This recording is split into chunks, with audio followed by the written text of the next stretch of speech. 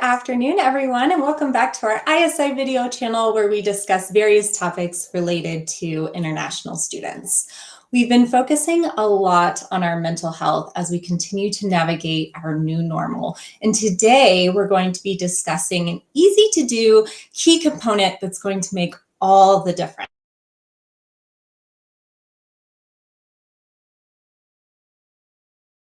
Key takeaways for how to de-stress and relax, all by controlling our breath.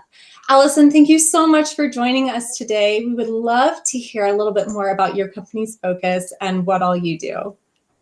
Well, thank you so much for having me. I'm excited to be here. I'm the owner of Breathe Easy Living, a company that's dedicated to holistic organizations, whether they be small businesses or nonprofits, spas, or wellness-centered organizations to help mainstream their operations. And one of our largest focus is on health, and especially on the company culture side, to develop wellness programs and classes. So I'm excited to be here with you and talk about wellness, especially emotional wellness. Awesome. Well, thank you, Allie. Hopefully our company can incorporate some of your services in the future. So we know that being stressed is obviously not a fun feeling, but are there other physical or psychological reasons that we would want to avoid stress and anxiety? Yes, so there's a lot of reasons we want to avoid that stress hormone. The biggest is because over a long period of time, it hurts our physical body. So when we talk about that stress hormone, we're talking about that hormone that comes in when we have that fight or flight mode going on, which can be a really incredible hormone and great for us, especially when stressful events are happening, maybe COVID-19, exams, a loss of a loved one, or other events in that kind of arena or ballpark. But when this is released constantly in our body, it can have some bad effects to the body. So it can allow our heartbeat to go a little faster. It affects our breathing and overall muscles. And long term, we can see effects of this on the body, such as depression, mood swings, digestion issues, insomnia, and so much more. Right. Yeah, that tense feeling constantly certainly can't be healthy, like you've explained here. So when you're talking about breathing, how are those exercises helpful for relieving that stress and decompressing?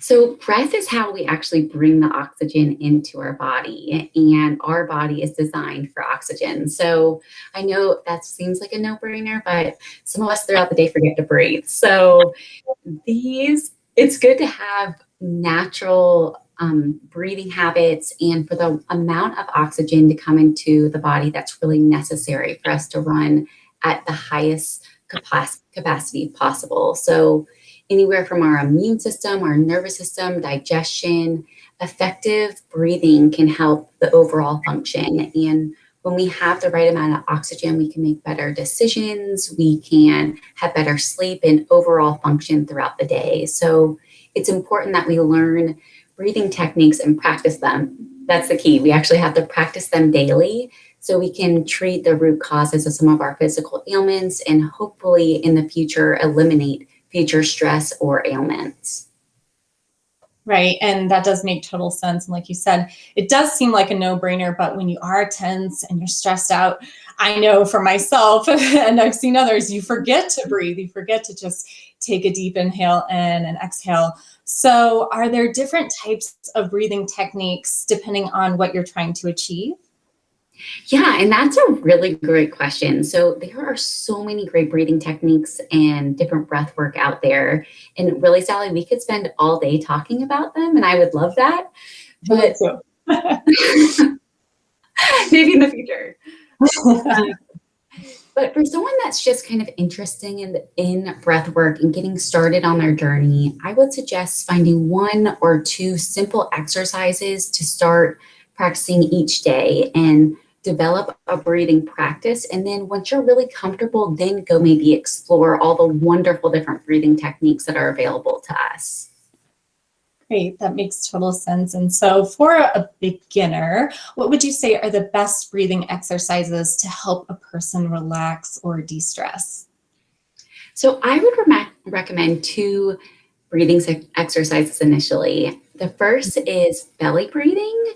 And this is a great technique no matter where you kind of are in the world and where you are in your breathing practice. So if this is the first time you've ever tried breathing, or maybe you're a master yogi, it's still a great thing for you. And this is actually something that we can practice together if you'd like. Yeah, that would be great. Let's get started. All right, great. So if you are already in your chair, you want to make sure that both of your feet are firmly on the ground, that you sit up a little bit taller. So bring those shoulders back, where all we're doing is kind of lengthening the chest by the width and the length. And we're going to put one hand over your chest and one slightly underneath your stomach. Okay. And we're going to breathe in and out through the nose. We're going to do this to 4 counts. And as we inhale, we're going to allow the breath to come all the way down the body and open up the lungs, and then exhale completely. So breathing in and out throughout our nose, we'll do this together. So breathing in, allowing that bottom hand to move, and then exhale fully out of the nose. Let's do one more of those. Breathing in and out. So that was our first one. That's belly breathing. And all our hands are doing is kind of symbolizing what we're doing with our breath, and to remind us to bring the breath all the way down and then all the way out of the body. Yep, that makes sense. And it was easy. I'm feeling a little relaxed already. So what's the next one? So the next one is called open close. And this is actually a Qigong technique. It means energy building, and it's an ancient Chinese practice. So what we're going to do is we're going to bring both of our hands out directly in front of us, fingertips up to the sky, and our hands are going to be head width distance. So if you're not sure, you can touch your head, no problem. Okay.